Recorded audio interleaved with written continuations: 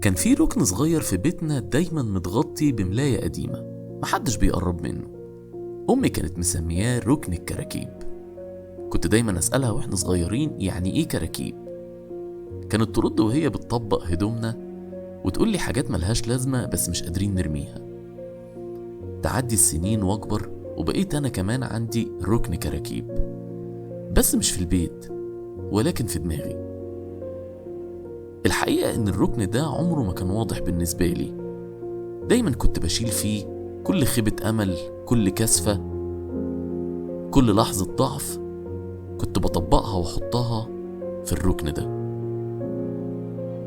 الركن ده ما كانش فيه حاجات مكسرة بس، ولكن كان فيه علاقات بايظة وقرارات كنت ندمان عليها وفرص ياما ضاعت وكلام كان نفسي أقوله بس سكت. في ضحك كنت لازم أضحكه بس ما جاش. في وجع محدش شافه بس أنا حسيته وتخزن في الركن ده. وبعد سنين بدأت ألاحظ إن الركن ده بقى تقيل قوي. كل ما أجي أبدأ من جديد ألاقي نفسي بتشد لورا. كل ما أضحك أفتكر الكراكيب دي وأحس إني مش من حقي حتى إني أفرح، وكأني بجر ورايا شنطة مليانة حاجات قديمة، حاجات ما بقتش تنفعني بس برضو مش قادر أرميها. وفي ليلة من الليالي وأنا قاعد لوحدي سألت نفسي سؤال مهم جدا: هو أنا ليه بخاف أرمي الكراكيب دي؟ يمكن علشان متعودين عليها، حتى الحاجات دي لو بتوجع. يمكن علشان بنحس إن فيها حتة مننا أو من اللي كنا عليه. ولكن الحقيقة اللي بيحب نفسه لازم يتعلم يرتب نفسه من جواها. لازم يفتح الركن ده حتى لو كله وجع وكسرة. لازم يفرز الركن ده ولازم يعرف إن لسه فيه أمل يصلحه، واللي خلص لازم يرميه. مش عيب إن دماغنا يكون فيها كراكيب، العيب إننا نسيبها تكبر لدرجة تسرق مننا النور. الكراكيب مش بس كراسي مكسرة أو كتب قديمة. الكراكيب أحيانا بتبقى فكرة في دماغنا بتقول لنا إننا مش هنعرف نبدأ من جديد، ولكن الحقيقة إحنا نقدر. بيفضل الركن جوانا ساكت ساكت بس مش هادي. دايما بنصحى من النوم تعبانين كأننا شايلين جبل، مش فاهمين ليه كل حاجة بقت تقيلة، ليه ضحكتنا بقت مجهود علينا، وليه الكلام نفسه بقى عايز طاقة عشان يتقال. وطول الوقت سايبين الركن ده زي ما هو متغطي وساكتين عليه. وفي مرة كنت قاعد قدام المراية لاحظت ان عيني شكلها غريب جدا، زي اللي بتستنجد بيا وبتقولي كفاية كراكيب. وقتها خدت قرار اني لازم اواجه. الحقيقة ان القرار ما كانش سهل وما كانش سريع، ولكن بدأت في القرار. فتحت ركن الكراكيب ولقيت حاجات نسيت ان مخزنها بقالها سنين كتير. كلام جارح من حد كنت فاكره بيحبني، وعد اتقال ولكن للأسف ما تنفذش، نظرة خذلان في وقت كنت محتاج في حد يصدقني، خوف قديم كنت مخبيه تحت عنوان الشجاعة.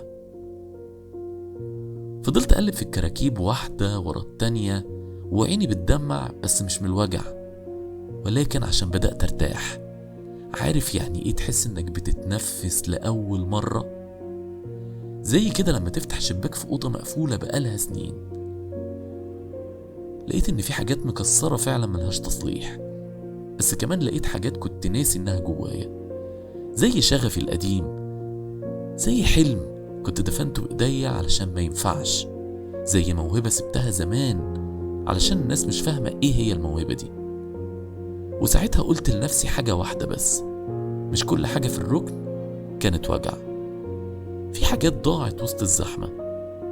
ومن يومها بقيت كل شوية افتح الركن ده، مش علشان ارجع اتوجع ولا احس بحسرة، ولكن علشان افتكر اني لازم اعيش خفيف، افتكر اني استحق ابقى كويس.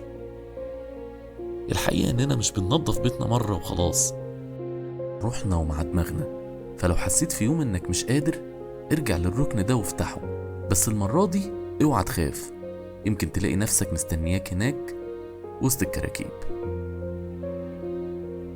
ومن يوم ما بدأت أواجه الكراكيب دي حصل شيء غريب جدا. كل ما برمي حاجة من الركن ده كأني بفضي مساحة جوه قلبي أو جوه دماغي أو جوه روحي، كأني كنت عايش في أوضة ضلمة، كل ما أخلص من الكراكيب دي لمبة صغيرة جوه الأوضة دي بتنور. لقيت نفسي بقيت أبص للناس بشكل مختلف جدا. اللي كنت فاكره قاسي طلع هو كمان عنده ركن كراكيب. اللي عمره ما سأل عليا يمكن كان بيحاول يرتب نفسه. حتى أنا ما كنتش ضحية دايما زي ما كنت بفهم نفسي وبقول. أنا كمان خزنت عندي كراكيب من تصرفاتي، من سكاتي، من أنانيتي في بعض الأوقات. اكتشفت إن الركن ده مش بس مكان جوايا، ولكنه مراية بتوريني حقيقتي بكل تناقضاتي، بكل لحظات ضعفي، وحتى بكل جمال كان جوايا ولسه ما ماتش. بقيت لما أزعل مخزنش الزعل، بقيت أتكلم وواجه، أعيط حتى لو احتجت، وأضحك من قلبي لو فرحت. بقيت أعرف إمتى حاجة تستحق تتخزن وإمتى لازم أرميها. والأهم، اتعلمت إني مش مطالب أعيش كامل.